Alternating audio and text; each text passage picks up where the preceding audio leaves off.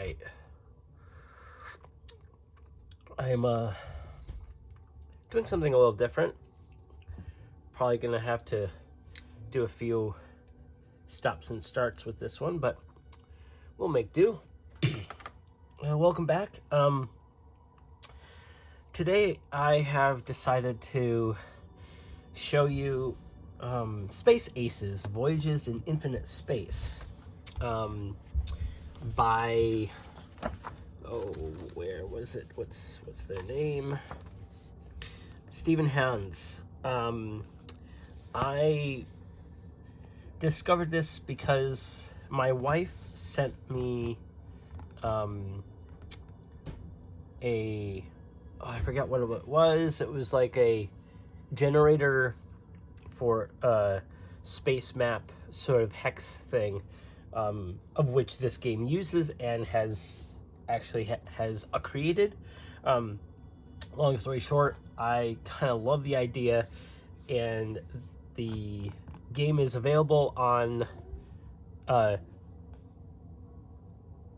drive-through, I think, or itch. I can't remember now off the top of my head.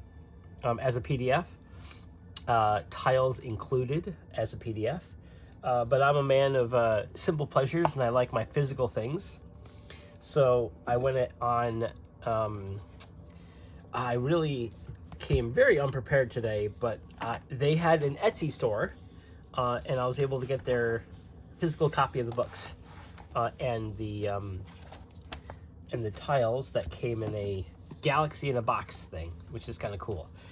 Oddly enough, it's a pretty tall box, and the tiles only fill about halfway, which implies that there might be more tiles coming. I do not know that. Maybe this was just a nice box size.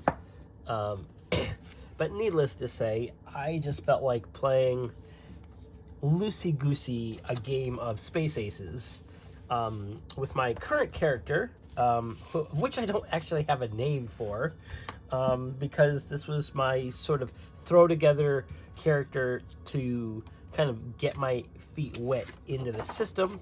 I have a little cheat sheet on the back of my character sheet. The game does have a character sheet for you, but I find it very minimalistic, and doesn't leave room for adding much else. And I do like using these whatever system I have character sheet, but for right now, I just wanted to write some stuff down and organize it how I wanted. So I have my character on the left and my starship on the right. So right now, my character has discovered a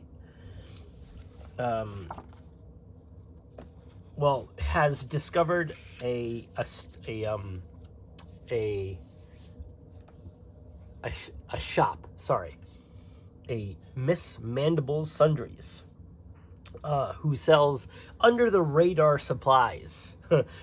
So something tells me that this particular merchant is sort of an underhanded or black market type of location. But top down, I think I sort of want to give the vibe of what Space Aces is all about. Honestly, I'm just going to give you the guidebook sort of page, and then all those who know and are familiar will understand. There we go. Okay? So it is very quirky sci-fi inspired. This book has references to many, many sci-fi classics, such as Hitchhiker's Guide to the Galaxy, Star Trek, Star Wars, Galaxy Quest, and things of that ilk. So, and the tone of the game, while feels very cartoonish, the game is deadly. meaning that the game is hard to come out unscathed, if you will. Um, this particular version of Space Aces, I guess, is the newest version. I guess there was a one before this called The New Guidebook. I see what they did there. Um, had stats for your character. This particular character has no stats. The only stat, if you will, is gumption, which is not HP, and it's not a stat in of itself, but it is more like the will to continue going.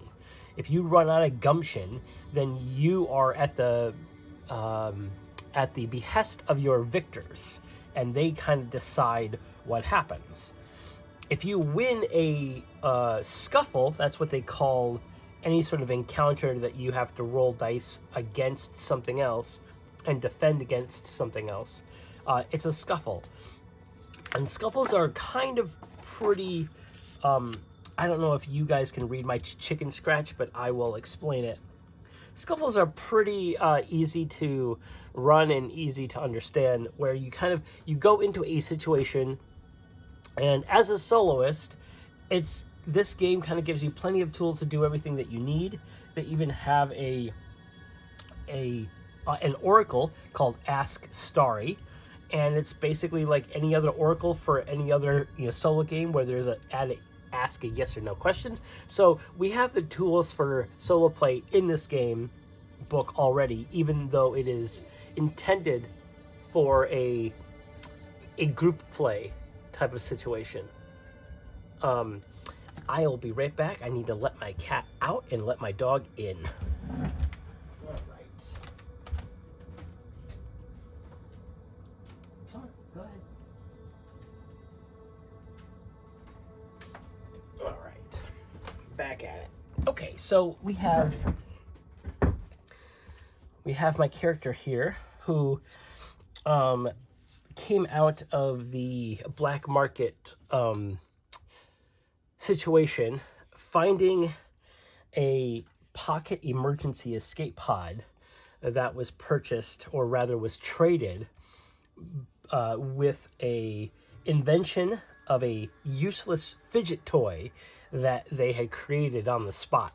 My character has a knack, and I'll explain those in a second, has a knack of high-speed inventing.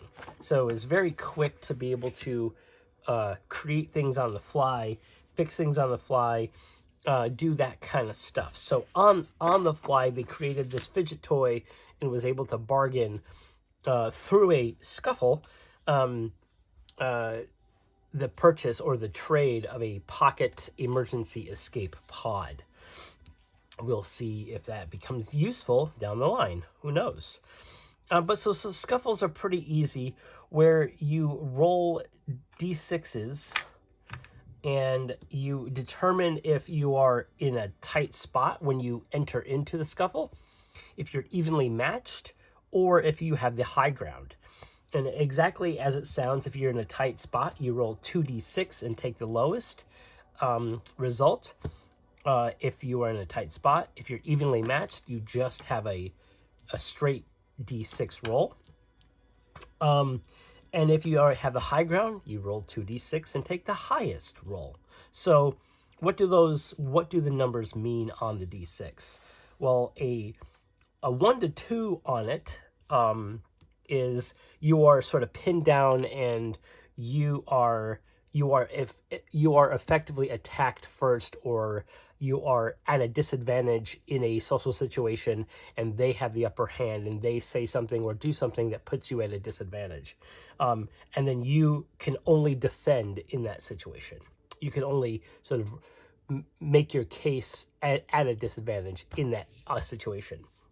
A 3 and a 4, meaning that you're kind of trading blows. You are attacked, but you can also attack back. And in non-combat situations, is that you are allowed to have a say in the situation on top of having your In a social situation, it's more like your opponent gets the higher ground and says something first, states their case, or asks something of you, but you also get to say something as well. If you're in the clear, regardless of tight spot, evenly matched, or high ground, you may attack the opponent or you may put them at a disadvantage in a non-combat situation. So that's what I like about this system, is that it's not immediately like open into combat. You might roll that you are in a tight spot, but you also might roll a 6, because you rolled a 5 and a 6 in a tight spot, rolling 2 of the d6s, and then you are in a tight spot, so you enter in not favorable situation, but you end up meaning to go first. Words aren't great for me today, not feeling great, but needless to say, that system is really simple. There's no active like check. And then after that, you need to sort of deal with the opponents. You can create opponents on the fly, rolling a d6 and a d20.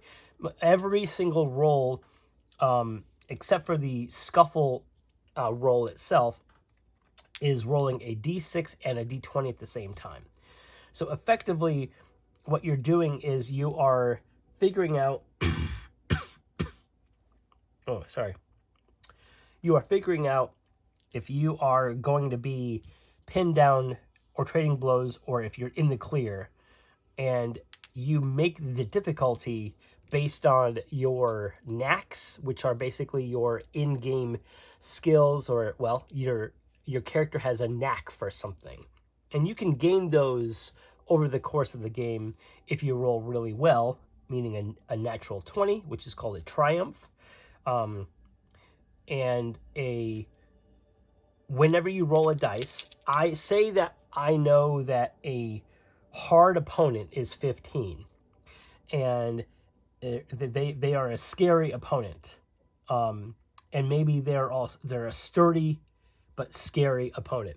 Okay, so to be able to apply damage to them, I need to roll a 15, and they have 3 health.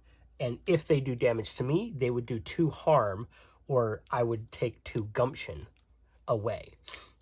So that being said, dealing with back and forth blows, it's more like a push your luck type of game, where you kind of try to gain more successes than failures, and depending on the opponent, that ratio might change.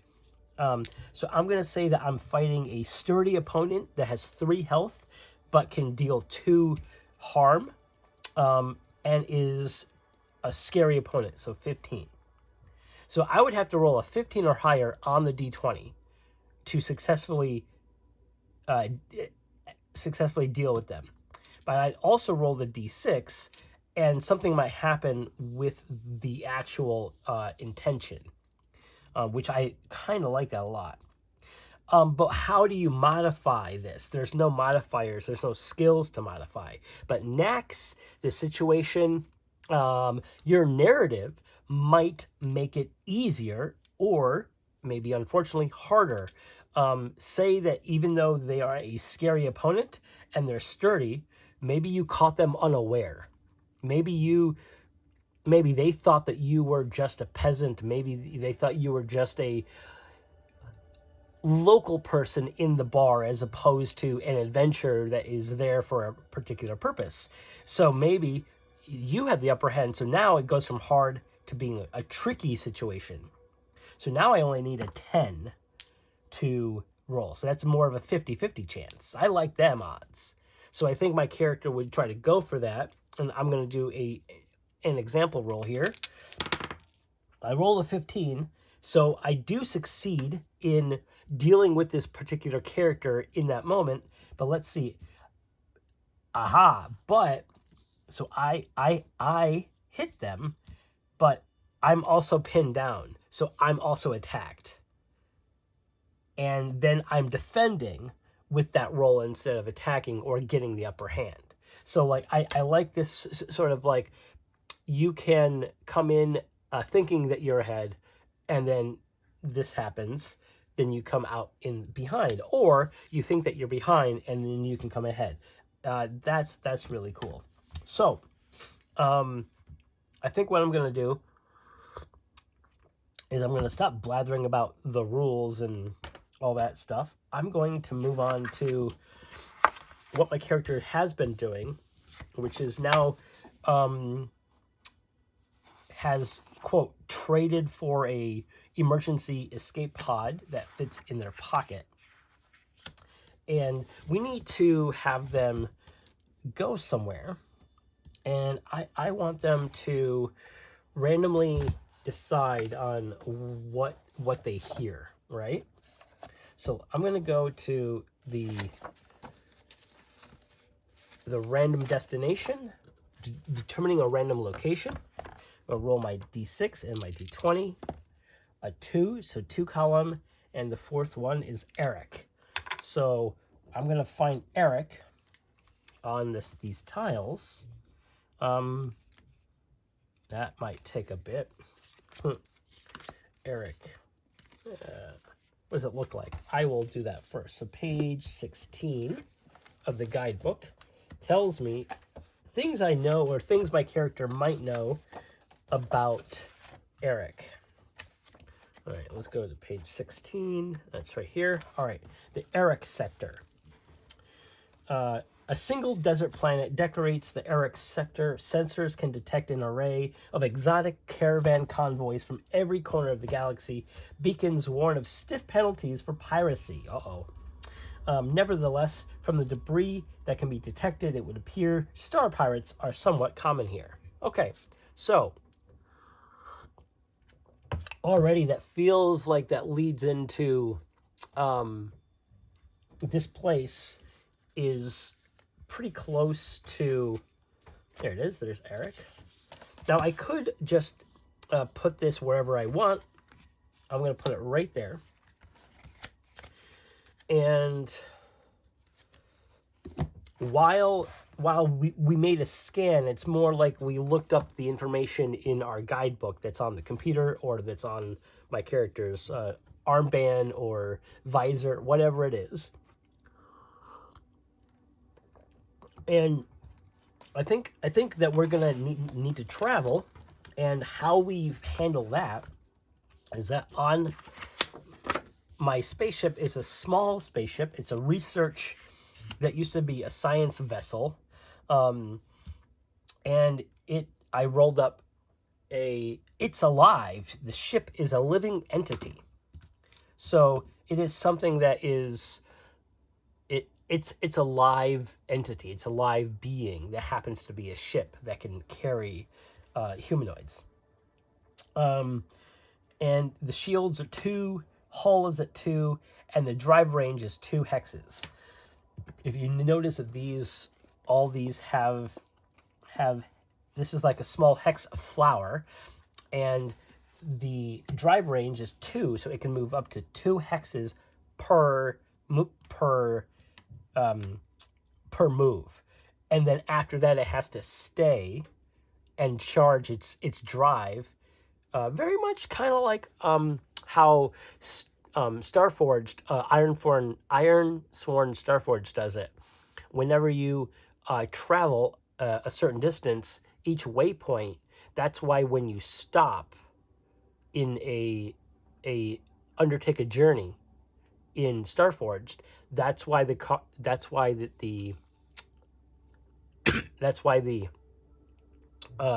ship stops, and then you scan to see what's around, and then you have to deal with whatever is there. It's technically that the shields and the engines are recharging and everything like that. Something very similar is here happens here. It's to encourage interaction and make exploration and travel sort of important. So that's what we'll do. Is I'm going to move my ship 1 and then 2. And I'm not in the Eric sector yet, but I am in the outskirts of the Lanai sector, and I have Lanai conveniently, bookmarked here, because Lanai is effectively the galactic center of this space area. So what I'm going to do here is that this is what's happening on the starbase, and we're not on the starbase. The scan itself, there's not much here, but what I do want is I do want something to happen. So I'm going to actually just to inject a little bit of something that's going on. We already know that there are star pirates that are going from here. We know that there is a business on the sector that deals in illicit goods.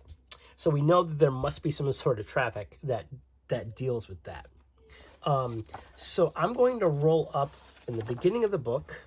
There is something happens, kind of a list of things. Where is it? Yeah, situation die. Exploring more stuff. Okay. So what I want is,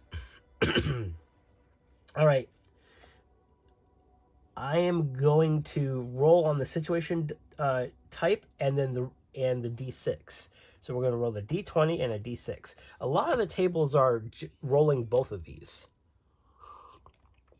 So as we're kind of leaving or rather that we've had to stop at the outskirts of the Lanai sector, we run into 4 red alert, an immediate emergency is happening. And what is that immediate emergency? I need to roll another D20. 11. 11 is some kind of helpful resource. Who left a med pack here? Okay, so some sort of helpful resource our ship picks up. And what is this resource? Well, I think to be able to navigate this, and we know that this is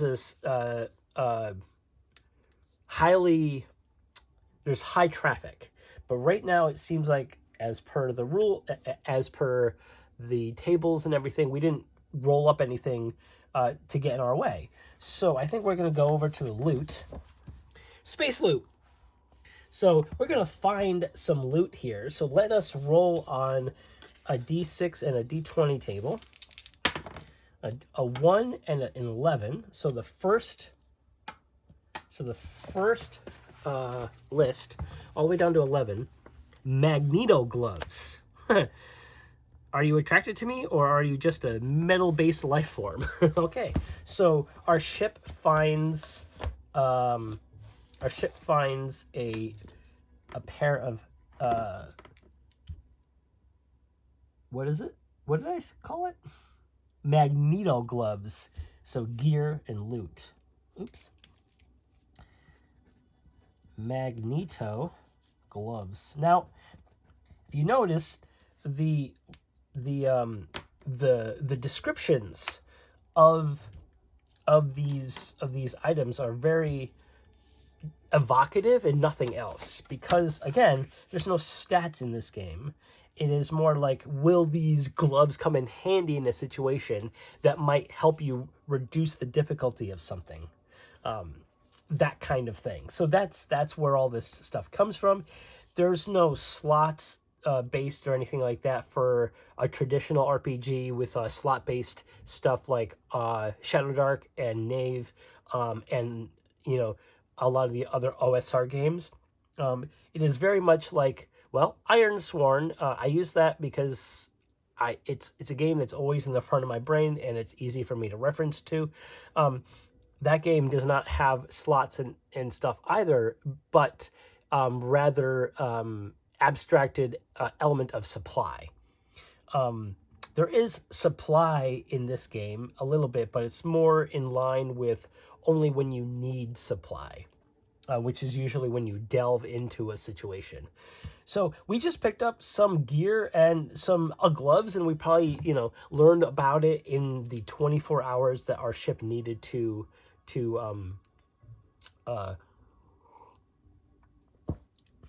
rest and recharge. So now it's the next stage, or rather the following day after our shields are charged up. And so we're going to move 2 more hexes. One, and let's get right up next to it. We're not on the planet yet, but we're next to it, but we're still in the system. So now we're going to go back to, I think it was page 16 for the Iraq system. Yep, the Iraq sector. Okay, so there's a lot here. If I was playing on my own, not showcasing, I'd probably just sit and read all of this. But what I do is there is a sector scan, which we already know, but now we know that star pirates are somewhat common here. We're going to roll a sensors detect within this sector. So let's roll a d6.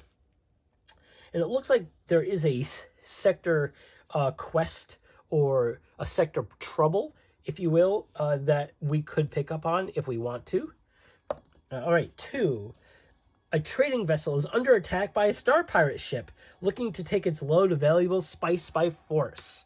Okay, so we have a situation in which our ship has come across some space pirates. All right, I'm just going to write space pirates in Iraq. Iraq sector. Now, obviously, this is very much inspired by Dune, you know, the Arrakis, you know, so, again, and there's spice that comes from this planet, so there we go. Many, many, many sci-fi references, again, which is why I absolutely love this so far.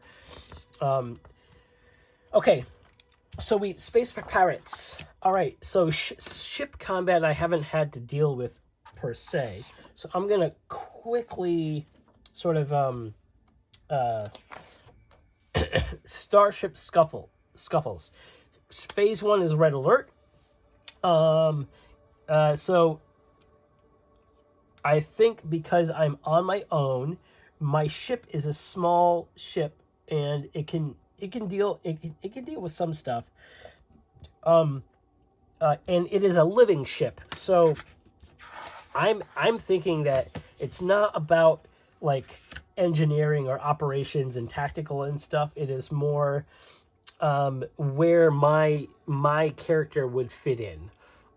So I think I'm gonna roll a d4 to see where my character is gonna be the strongest of help. High speed inventing, meaning to be able to create things on the fly. I hope that I will be able to go into either the helm or engineering.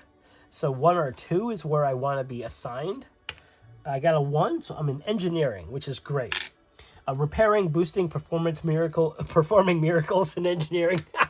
I had not read that yet. That's funny. Okay, so make it so.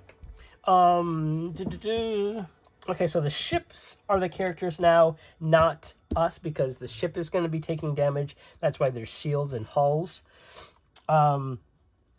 Okay. So I'm the only character, and I will say that the ship is also a character because it is a living entity. And because it was a science vessel before, I'm going to say that it might have scanning abilities that might be good or something like that. That's what I'm going to say. And I'm probably going to be doing the ship scuffle wrong from time to time, but that's fine. All right. So we know that there is a ship that is currently engaged. I think I'm going to represent this hex, a flower, as our current battle. I'm going to get a couple of dice. The bright one is the space pirate, and I'm going to do this Nordic whalebone die as the and then us with 2 coming in and seeing everything, and we need to roll up the ship that is the Space Pirates. So I think I'm going to roll a d6, and it could be a small, medium, or large. I rolled a 6. Oh no, it's a large. It's a large thing. So Space Pirates, they have shields 4, hull 4, and range 4. Okay. That's what we're dealing with. So they're probably like a salvage ship that is going through and sort of scooping up stuff and just storing all their stuff in their massive hold. So that's probably what it was doing. All right, so we need to, well, let's roll another d6. There's a Starship Purpose as well. I rolled a 3, and it looks like 3 for the Starship Purpose is transportation, freighter, a liner, or a courier. So I'm going to say it's a big freighter that carries a bunch of stuff. And the Space Pirates, they probably commandeered even that one. So that being said, now may attempt one action in each station. So I think that my character is going to attempt to use their magneto gloves and their ability to high-speed invent using the magneto gloves to kind of bridge the gap between the maneuverability of the ship and its ability to punch around and turn. Seeing as the scan, seeing both the a trade ship and the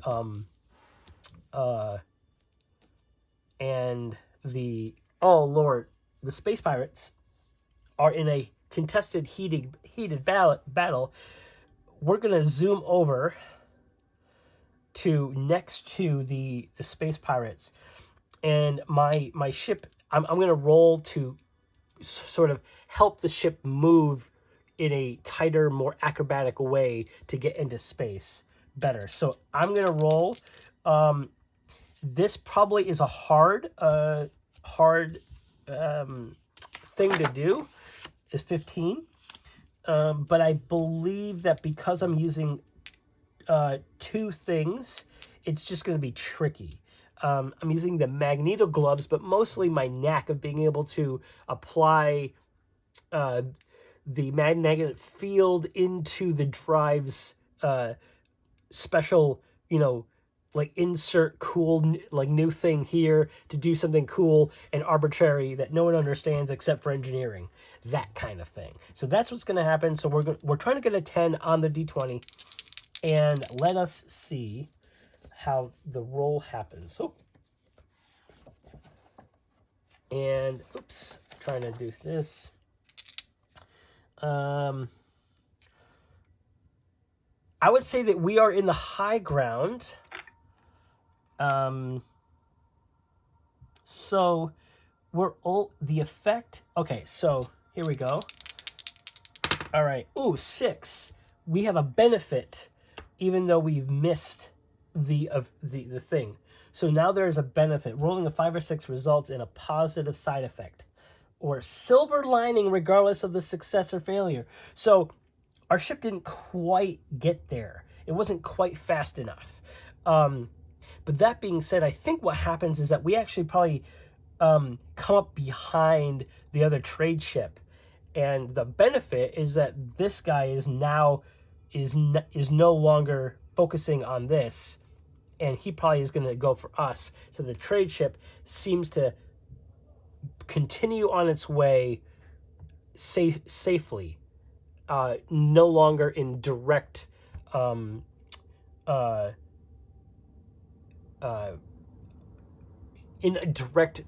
harm from the Space Pirates. That sounds like a good benefit. So we don't get into line where we can engage in combat, but that does mean that we're probably in a tight spot against this ship. So I'm going to roll 2d6. I want to roll this one. And yeah, let's roll these 2. All right, and gotta take the lowest, but they're both. That's a 5 and a 6. These are my asteroid dice that I bought at Gen Con last year. Kind of hard to see, but it feels apropos to use them here.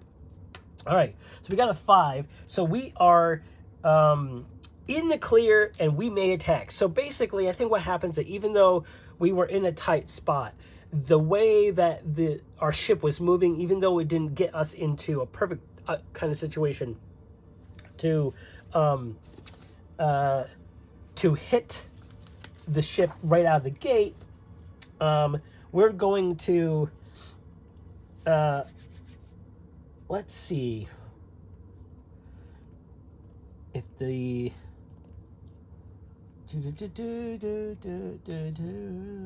changing station isn't actually yep. So I'm staying in the engineering, and if I want to move somewhere else, it takes a full action, so I can't do anything to help the ship.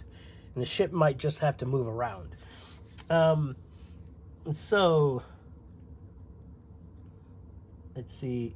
Okay, so it's actually treated just like normal scuffles.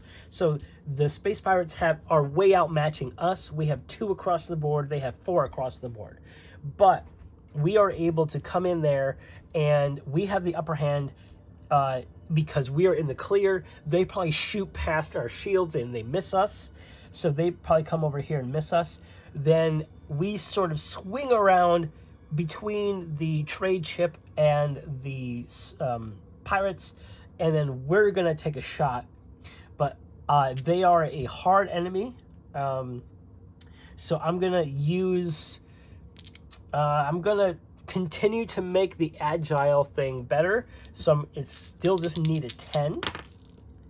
18, so we succeed with a benefit. No, with no benefit. With just as we succeed in hitting. So we're gonna hit every time the ship takes damage. We don't need to do that. We just need to okay. Mission. Hold on, I just need stations and the characters.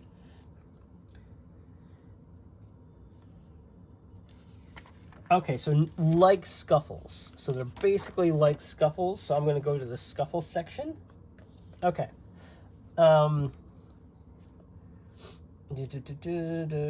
Sorry about that. Yeah, so they are a scary enemy or a hard enemy. We're going to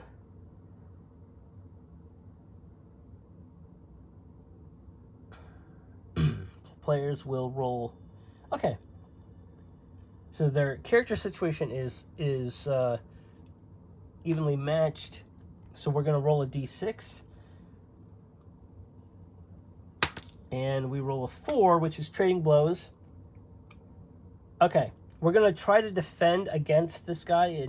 And yeah, so we're going to roll. And this is going to be a hard 1. And we got an 18, so our ship was able to defend against that attack. Now, resolution, okay. Now it's our turn, so we couldn't attack back because we chose to defend instead. So now we're going to, we are still evenly matched at this point. 2, oh no, Pin Down is attacked and may only defend. All right, so we got to continue to defend. I think that my character is going to try and punch it. So hopefully bringing down the defense down to tricky. So hopefully it works for my character. Ooh, my character does not do that. But there's no benefit because it's just a 4. Benefits are 5 and 6. Snags are a 1 and 2 on the action die and the effect die. So now my ship, I'm going to use this one for my ship. Actually, I'm going to use this one for my ship. Ship is me. Yeah, there we go. Okay. It did not make it easier, so it's still a hard situation. We are, yep, tight spot, so we need to defend only. 15, we defend exactly, so we are just zipping around the Magneto kind of glove jerry-rigging thing.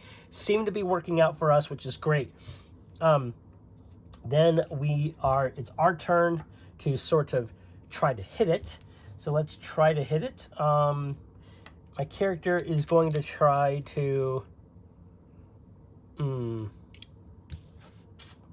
Yep, just try to reduce that from 15 down to 10 for the shoot, but it's a hard DC. 15 exactly, and it's a benefit. So I think that we come up right against it, and we have the high ground. So we're definitely going to roll 2 here. All right, we got double 6s. All right, so we definitely are...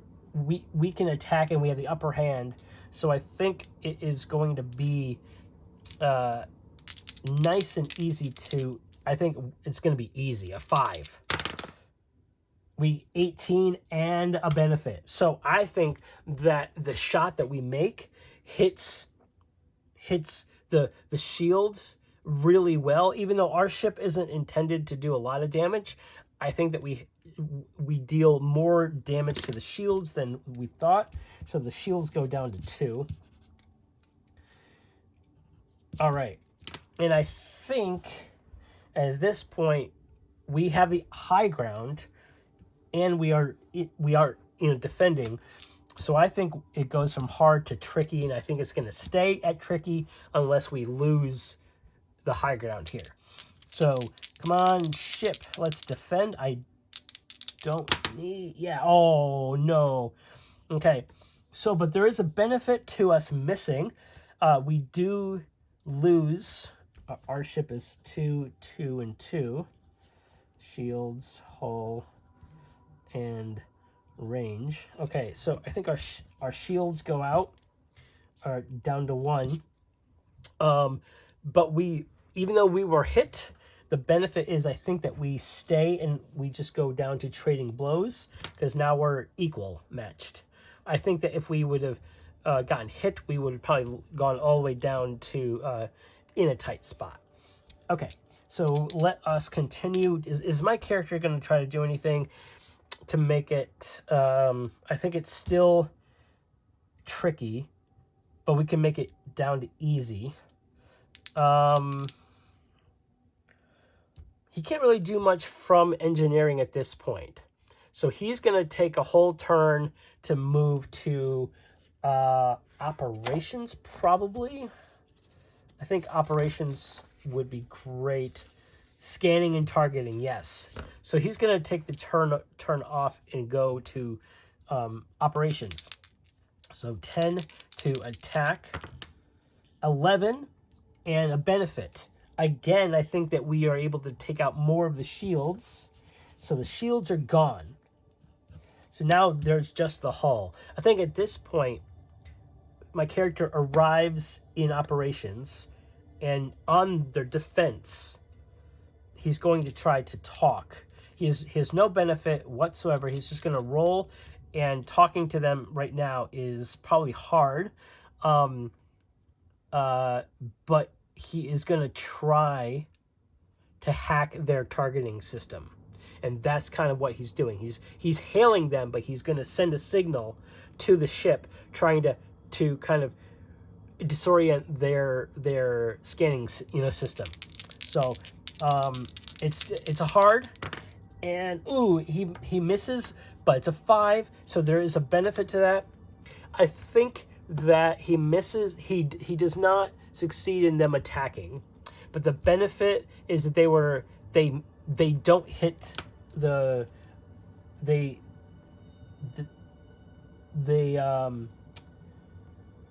yeah, let's see. They won't do the same amount of damage. How about that? Like that's the thing. Okay. So they're going to attack. Or sorry, rather, like in 4 Against Darkness, I got to remember this game is the players, or rather the ships, the characters, the only ones who roll. So I'm going to defend. And hard, we didn't. It was tricky. I think at this situation, it was a benefit. It stays at tricky. Okay, we defended with a benefit, and I think the benefit is that maybe our targeting goes up. So I think it goes to 5 easy on the following turn. So we stay there, and I think I'm going to roll for that, but it's a 5 to target easier. 17, we easily do that with no benefit or snag. So the ship is going to aim and fire with a 1. So that is a critical miss. I don't think there was anything remotely about critical misses and stuff in the game. But we haven't talked about heat levels or anything like that, but I think a critical miss on this attack with a snag. Yes, every time a snag is rolled, it turns the heat for the whole team during the mission. So our heat goes up by 1. And I will explain that in just a second. All right, so our heat goes up by 1, probably due to we missed, and it probably hit another ship who is passing by or trying to either engage. At this point, I think our trade ship is further away, and I think So we missed. Now we need to attack. We're definitely in a tight spot. So I think it goes from easy to tricky now to defend, but we defend with a benefit. I think it stays at tricky. Let us try to roll to hit. Okay, we miss with a benefit, and I think it goes up to hard. I think we definitely take the damage. And then we have no more shields. So now our hull is going to start taking damage. And if every time the hull takes damage, we need to roll on another table. I'm pretty sure that I've sort of made this very loosey-goosey, but for me, this has been a lot of fun. Okay. We just defended unsuccessfully. We took a damage. Now we're going to go and try to hit them in their hull. Do scuffles? Do we have to roll every time? Hold on. The start of each round. Okay, so I probably should have some sort of system for, scuffle rounds, right? And I'm going to start it now. So we have this one. So we need to roll for a tight spot or that right now. We are in a tight spot, so we need to take the lowest. So 3 and 3. Tight spot, a 3 is trading blows. We are attacked, and we can either defend or get hit and then counterattack. Or we can try to do both, which I kind of want to do both. But I think that's much harder to do. Let's see here. Scuffles. Most difficult option. Okay. So they're back up to hard. I think it would be a 20 to do both. So I think my character is going to try to help with this to bring that 20 down to a 15 to try to do both. And they're going to try to use their hacking again to try to manipulate their ability. and I don't think they have any benefits on this.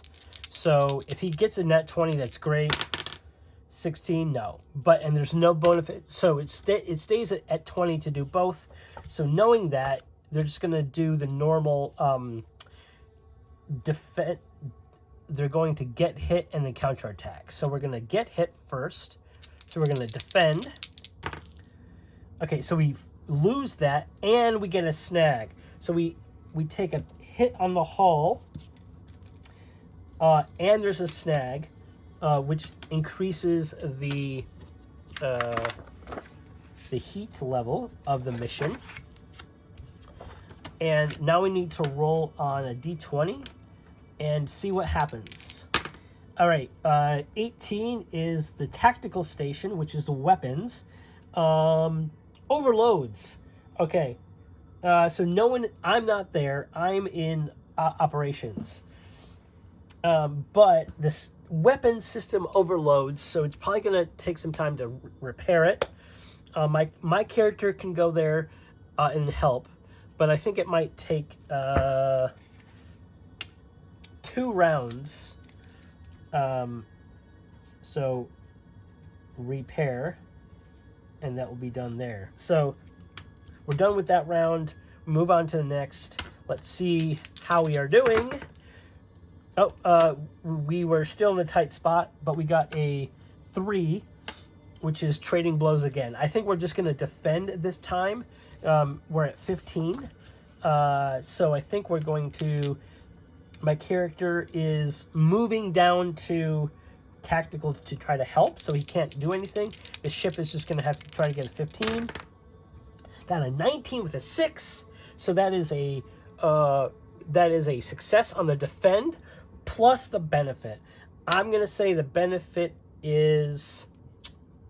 This is where, like, the benefits are nice, but a positive side effect.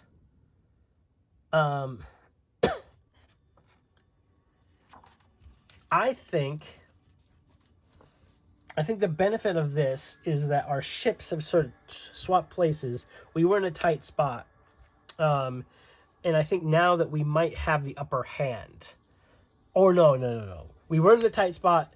Now I think that we might be evenly matched. So I think that's what the benefit is. And I think that's a good thing. So now we're going to swap around to me. I am now in... Where am I? I am in the tactical station trying to fix things. So I'm going to roll to see how we are at the start of the round. One only. So 3. So trading blows, even keel, nothing changes. My character is going to try to repair. I don't think that my character has anything that can help. Yup, the pocket emergency escape pod might just help me leave. I do have my experimental elastic towel with low-level sentience. I don't think this will be able to help all that much right now. All right, let's just roll a straight hard DC. 12, do not make it, but there is a benefit. So I'm trying to get this battle like under wraps, and we are outmatched, but we seem to be able to be scrappy enough to take on this space pirate large ship, which is, we really shouldn't be able to do this, but I think the benefit is that our weapons work, but it's not repaired yet, and I still need to repair them. So I think the weapons are going to work, but they're not going to do as well. So I think it's going to go up from hard to epic. So we can shoot, but it's gonna be pretty bad.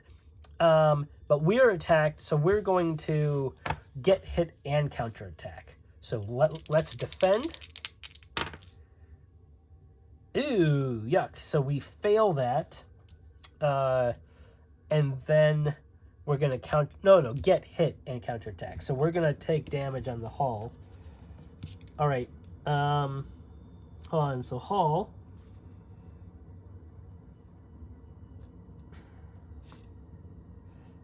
What if we... Hold on. Let's see.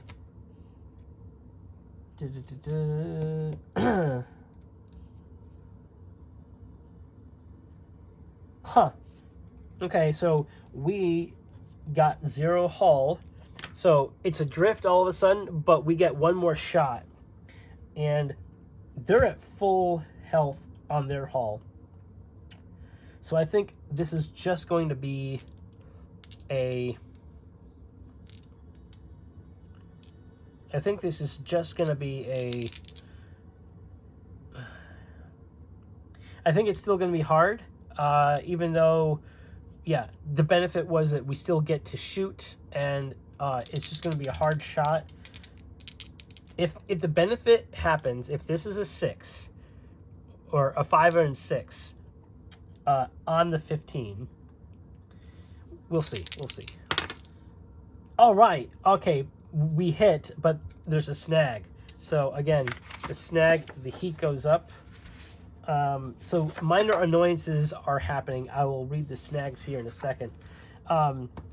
We deal damage to their 9, to their engineering station, so their power station. So their power goes out. Oh, actually, power fritzes out. Okay, so their power is out. We're adrift because our hull's at 0. Technically, they have won the combat. Our ship is dead. But I think what's going to happen here is that I'm going to do a fast travel sort of thing just to kind of wrap up this little session here. And sometimes a mission runs long, and getting a crew safely back home before the referee's bedtime can be tricky. Below is a table to roll on when time runs short and the crew needs to hand wave some fast travel to see what misadventures.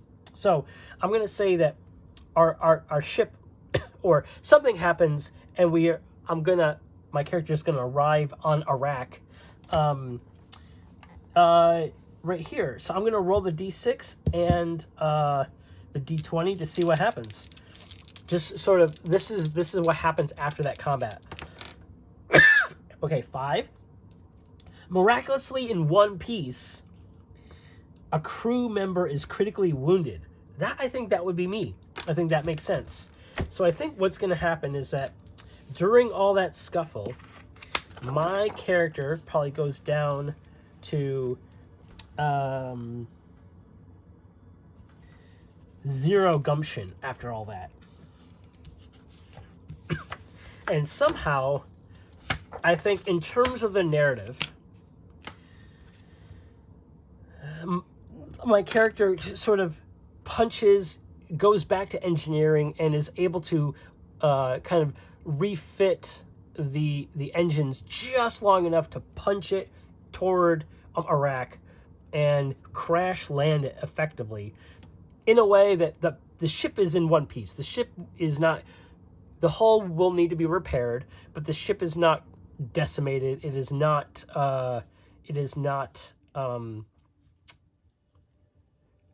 it's not irreparable. How about that? But my character took a bunch of gumption damage. So the end of the current scenario, we have this going on.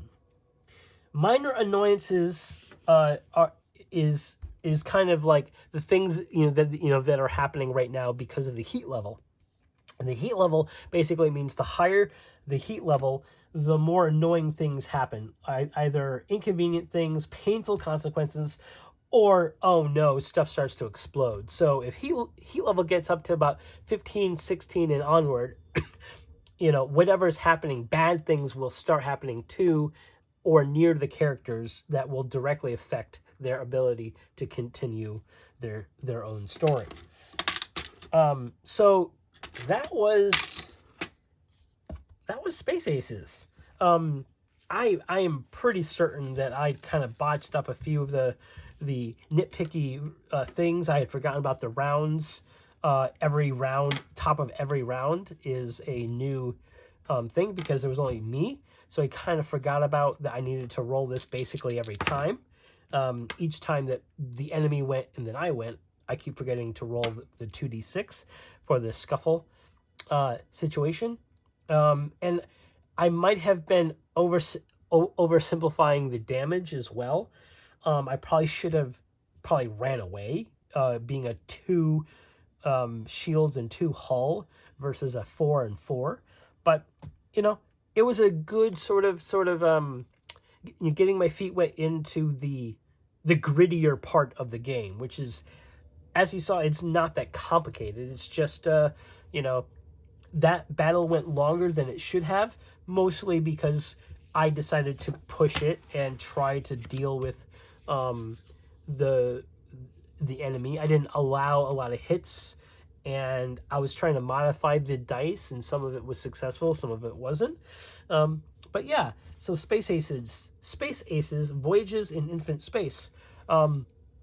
It's a lot of fun. And honestly, the book itself, the I wouldn't say outright humor, but the obvious sort of nod to various sci-fi tropes, sci-fi novels, books, TV shows, movies, stuff like that. I mean, 42. Come on. That's awesome. And yeah, like, and the way that I like to describe it to myself is it's kind of zany, but I wouldn't call it silly. There are weird and wonderful creatures and encounters in the game, but I wouldn't call it outright silly and obnoxious, that kind of thing. So that's my take on Space Aces Voyages in Infinite Space. I hope you liked my ramshackle blathering about it. But that's it for today, and until next time, folks, I'll see you on the flip side. Peace.